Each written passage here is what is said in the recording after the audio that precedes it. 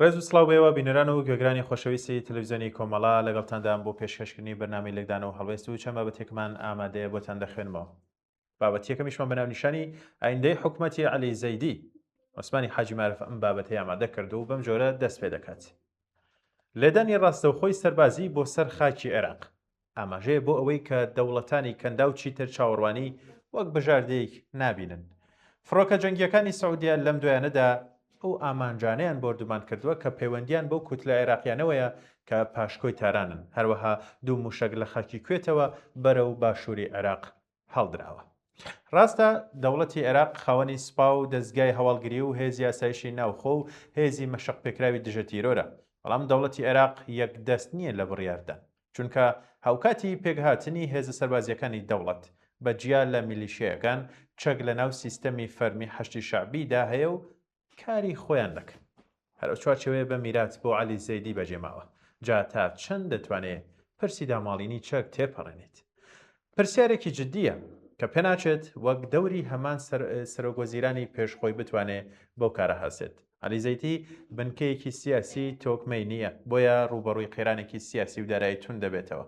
لە ژینگەیەکدا کاری سەرۆکوەزیران دەکات کە ئەکتەرە بەهێزترەکان خەریکن پاڵ بە ئاراستەی جیاوازەوە دەنێن، بۆیە ئەو دۆخە و کێشەکانی نێوان لایەنەکان لە بەرژەوەندی زەیدی نییە.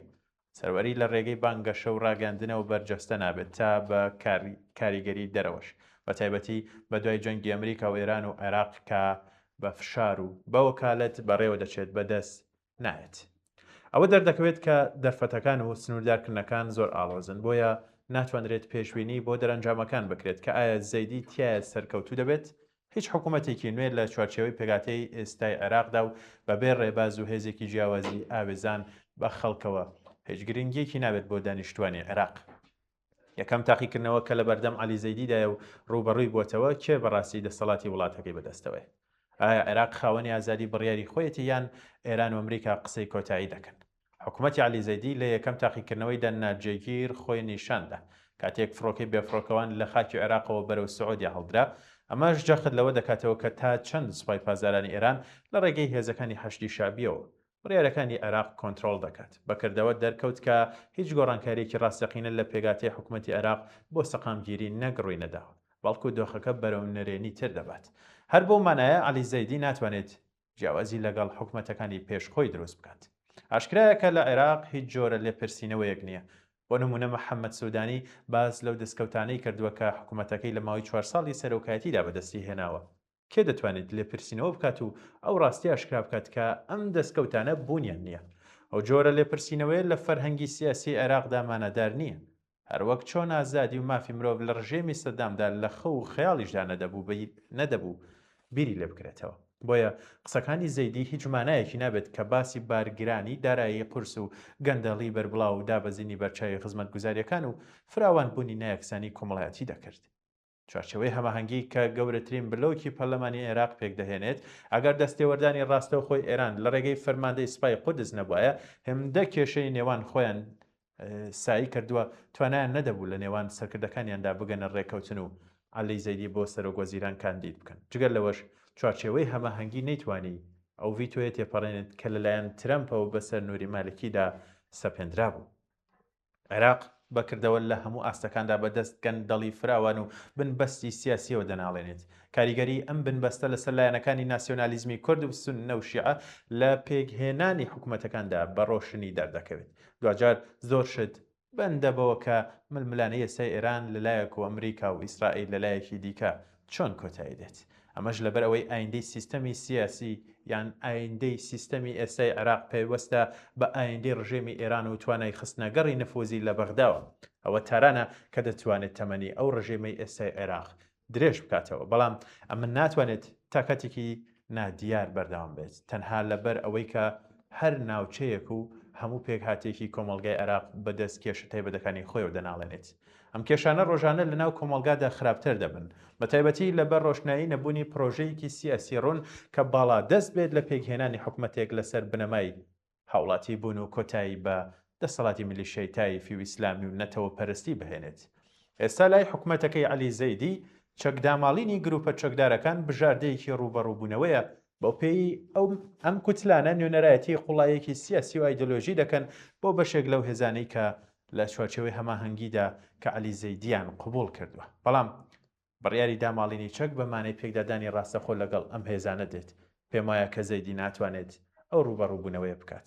سەبارەت بە ئیدارەی ترەمپیش ئەوەی لە زەیدی دەوێت داماڵینی چەکە لە گروپە چەکدارەکان و دوورخستنەوەی حکومەت لە میحوەری ئێران لە ڕووی سیاسی و ئابووریەوە بۆ ئەوەی نەخشەی نفوز لە عێراق بکێشێتەوە.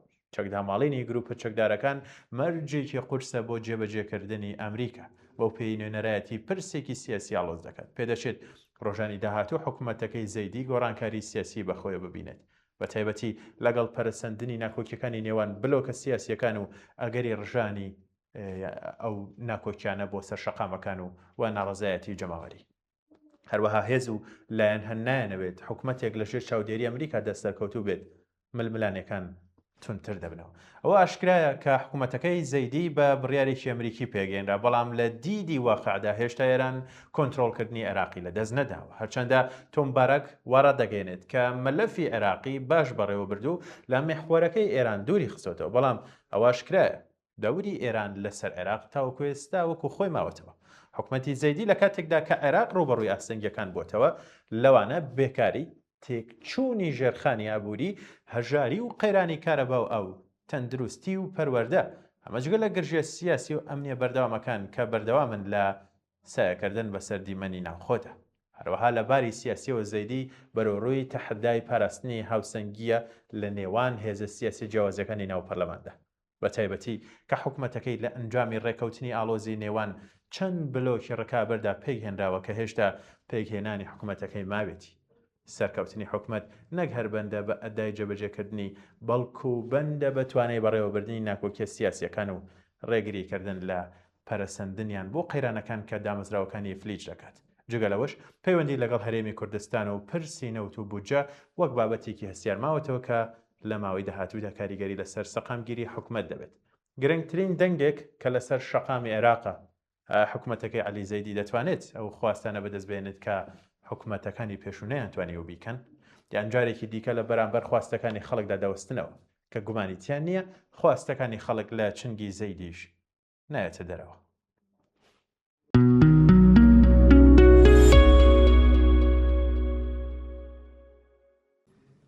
هەڵبژاردن لە ڕۆژاوە بیناکردنەوەی دەوڵەتە یاخود هەڵوەشانەوەی دەستکەوتە نەتەوەیەکانی ڕۆژاوایە کەوە نادر قادر ئەم بابەتەی ئامادە کردووە. ڕۆژ یەکشەمە 24 ئەو مانگە وەک تەواوکردنی هەڵبژاردننی ئەنجومەنی گەلی سووریا لە هەندێک ناوچەی ڕۆژاوای کوردستان بەڕێوەچوو کە لە 5 دەی 2025 زاینیدا هەڵبژاردننی ئەو ئەنجومەنە لە زۆربەی شارەکانی ئەو وڵاتە ئەنجامدرا. بەڵام ئەو کاتە ڕۆژاوای کوردستان کە لە ژێر دەسەڵاتی هەسەدە و خۆسەری دیموکراسیدا بوون بایکۆتیان کرد، بۆیە یەکشەمە 24 مانگ لە سەرجەم ئەو ناوچانەی ڕۆژاوە کە لەوە پێش بایکۆتی کردهبوو هەڵبژاردننی پەرلەمانی تێداکرا. ئەنجامەکەشی بۆ ئێوارە ڕاکێنرا. بە پێی لیژنەی باڵای هەڵبژاردن ڕێژەی بەشداری بوو لە قامیشلۆ لە 75 و لە هەسەکە لە 92 و لە کۆبانی لە 95 بووە. ئەو پرۆسەی هەڵبژاردننی ئێستا لە چوارچێوەیەکی کاتی ڕاگوزەردایە کە بۆ ماوەی 4 ساڵ درێژ دەبێتەوە. بۆ پێی ماوەی ئەنجومەنی گەل 30 مانگە لەگەڵ ئەگەری درێژبوونەوەی بۆ ساڵێکی دیکە بە پێی پێویستی سیاسی دەستوریەکان دەبێت. خەڵکی ڕۆژاوا گەلەی زۆریان لەو پرۆسەیە بوو. ناکۆکیەکان هەر لەسەر ژمارەی کورسیەکان نەبوو بەتەنیا، بەڵکو لەسەر منهەجیەتی بەڕێوەبردن و مادە دەستوری یاساییەکانی وڵاتەیە. لە بەیاننامەکەدا ڕای خۆیان دەربڕی لە ئەیالەتی هەڵبژاردننی بربژێرەکاندا و ڕکابەری هەڵبژاردن تیایدا ڕۆی نەدا و بینایی لەسەر ڕێکەوتنی پێشوەختە بوو لە نێوان حکومەتی کاتی و هێزە لۆکاڵیەکاندا. هەوڵدرا هەژمونگرایی ناوەندزاڵ بێ لەسەر خواستەکانی گەلی کورد لەو ناوچانەدا. ژمارەی کورسیەکان لە ئاستی بارەسی دانیشتوانەکانی ئەو ناوچەیە نەبوو. بە تایبەتی کۆبانی و جەزیرە قورسایی کورد لە ڕۆژاوای کوردستان پێک دەهێنن کە لە 20 کۆمەڵگای سووریا. بۆ حسابە بێ دەبێ کورد بەلانی کەم لە کۆی 210 ئەندامی ئەنجومەنی گەلی سووریادا 40 کورسی بەرکەوێت کەچی بە 8 کورسی کۆتاییان بۆ 140 کورسیە هێنا و 70 کورسیەکەی دیکەش ڕژێمی شەرە بە دڵی خۆی دایدەنێ کە مسۆگەر بە پیاوانی خۆیان پڕی دەکەنەوە. هەر بۆیە مەترسی لای کوردستانیانی ڕۆژئاوا زیاد بووە کە حکوومەتی کاتی ڕێز لە ڕێکەوتنی 29 کانونی دووەمی 2026 ناگرێت کە لە نێوان مەزڵوم عەبدی و شەرعدا مۆرکرا و هەوڵ دەدات کۆپی ڕەفتارەکانی ڕژێمی ئەسەد بەسەر کوردستانیان دووبارە بکاتەوە. بەڵام بە جۆرێکی دیکە دەوڵەتی سووریا بانگەشێوە دەکات کە ئەو پرۆسەیە بۆ بیناکردنی دامودەستگاکانی دەوڵەت ئەنجام دەدرێت کەچی لە ناوەخدا مەبەستێتی گەڕانەوەی ناوەندێتی واتە مەرکەزیەت بەسەر ئەو ناوچانەدا ئەوەی بەهێز و تونند و تیژی پێ ئەنجام دەدرا لە سەرەتای ئەو ساڵەدا لە ڕێگەی یاسا و دەستورەوە بەڕێوەی ببا و ئەنجامی دەدا. شکۆشکاندنی بایکۆتکردنی ئەو بڕیاری خەڵکی ڕۆژاوای کوردستان کە لە کاتی هەڵبژاردنەکە دابوویان و ئێستا وەک لایەنی تێکشکا و مامەڵەی لەگەڵ دەکات پرۆسەی هەڵبژاردننی ئەندامانی ئەنجومەنی گەل لە جەزیرە و کۆبانی ئاشکرای دەکات کە ئەو پرسە تەنیا ناکۆکیێکی تێپەڕێنی هەڵبژاردن نییە بەڵکو ئەزموونێکی ڕاستەقینەیە بۆ ئایندەی ڕۆژاوە لە نێو سووریای بەناونوێدا. پرسیارەکان ئێستش تەنیا لەسەر ژمارەی کورسیەکانی پەرلەمان نییە بەڵکو سەبارەتە بە نوێنەرایەتی ڕاستەقینەی کورد و چۆن دەتوانن هاوبەشێکی واقعی و کاریگەر بن لە داڕشتنی سیستەمی سیاسی داهاتووی سووریا.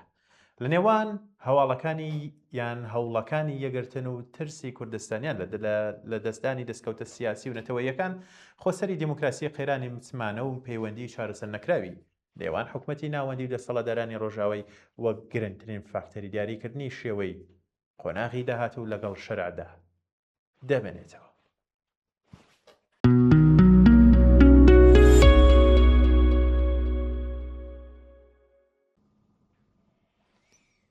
چین لەم جەنگەدا چی کردو بۆ ئێران؟ ئەمە ناونیشانی بابەتێکە لەلایەن بەهرۆز ڕاوفەوە ئامادە کراوە. بابەشێکی کەمی ئەوەت پێ بڵێم کە چین چی کردو بۆ ئێران. هەر کاتێکیش ئەو ڕاستی دەبینیت ئەوە تێدەکەیت شەڕی ئێران و ئەمریکا تەنها شەڕی تاران و واشنتۆن نییە بەڵکو شەڕێکە بۆ هەوسەنگکردنی هێز لە ناوچەکە و جیهان. لە ئێستاوە بۆ چەندەی داهاتوو بۆ دانان بە فرە جەمسەری و ڕەتکردنەوەی تاک جەمسەری لەلایەن ئەمریکاوە. لە ساڵی 2024 زاینی پێشەوەی ئەم جەنگە دەست پێ بکات سوپای پازارانی جمهوری ئیسلامی بە نهێنی مانگی دەستکردی چاودێری لە کۆمپانیای چینی بە ناوی چاوی زەوی کڕی. ناسنامەی مانگەکە TE01B بوو. نرخەکەی 36.6 ملیۆن دلار بووە. بە جۆرێک ئەم مانگە پێشکەش کراوە ڕاستەوخۆ لە ئاسمان بوو کۆنتڕۆڵی مانگەکە دراوە بە دەستی ئێران. ئەم مانگە بە جۆرێک پێشکەوتووە کە جوڵەی ئۆتۆمبیل و فڕۆکە و گۆڕانکاریەکانی ژێرخانی لە کاتی ڕاستەوخۆدا ببینێت. ئێران ئەو بنکە و ناوەندە سەربازیانەی لە ناوچەی کەندا و دەوروبەری خۆی کاتێک موشک باران دەکرد و چەند فڕۆکەیەکی سوتەمەنیشی لە یەکێک لە بنکەکانی سعودێت تێکشکان بە موشک هەر لە ڕێی وێنە پێدراوەکانی ئەو مانگۆ بووە کە بە ناوی چاوی ئاسمان داوێتی کیانکاریان پێکردووە. هەروەها چین کاتێک ئەمریکا و ئیسرائیل ستیشنەکانی ناوخۆی ئێرانیان بۆ کۆنتڕۆڵی مانگەکان تێکدا. ئێران هێشتا دەیتوانی کۆنتڕۆڵی مانگەکەی بەدەستەوە بگرێت چونکە ستیشنە پشتیوانەکان لە دەرەوەی ئێران بوون و دەست پێیان نەدەگەیشت. ئەمە ڕێکەوتن نییە، ئەمە ئەندازیاریەکی استراتیژیە. واتە بەیجینگ دەستی ئێرانی گاندووە بەو ستیشنەی کە لەلایەن کۆمپانیای MP پاسات کۆمپانیایەکی چینیە کۆنتڕۆڵی مانگە دەستکردەکەی بەیجینگی لەدەستە. ئەمە جوڵەی یەکەمی چین بوو بێدەنگ پاک و بێشوێن پێنجە بەڵام زۆر کاریگەر. بۆیە کاتێک چین ئەو توانە بێهاوتایە بەلایەنێک دەدات کە دوژمنەکەی لە ئاسمانەوە ببینێت بێگومان هاوکێشەی شەڕ دەگۆڕێتەوە و کاتیش تێدەگەیت چۆن توانراوە ڕێ لە میکانیزمە نێودەوڵەتیەکان بگرێت بۆ سنوورداکردنی توانەکانی ئێران و ئەو وڵاتە زۆر پشتگیری تر هەیە لە پشتی پەردەوەری دەگرێت کە پێویستێتی بۆ بەردەوام بوون لەو شەڕە. دوجار وێنە شاراوەکە پێمان دەڵێت چین دیبلۆماسیانە و استراتیژیانە دەباتەوە و پێویست ناکات تەنانەت یەک گولەش بدەقێنەوە ئێرانیش وەک فشار وەها لە ئەمریکا دەکات هەم تاڵاوی دۆڕایی پێ بنەوشێت هەم پێگەی لاواز بکات لە ناوچەکەدا. هەتا ئەم ساتە کە هیچ ڕێکەوتنێکیش باکەم نەگەیشتووە. بەڵێ بینەران و گوێگرانی خۆشەویست بابەتەکانی بەرنامەی لەگدان و هەڵوێستن پێشکەشکردن کات و سادێکی باش بۆ هەموو لایەکتان.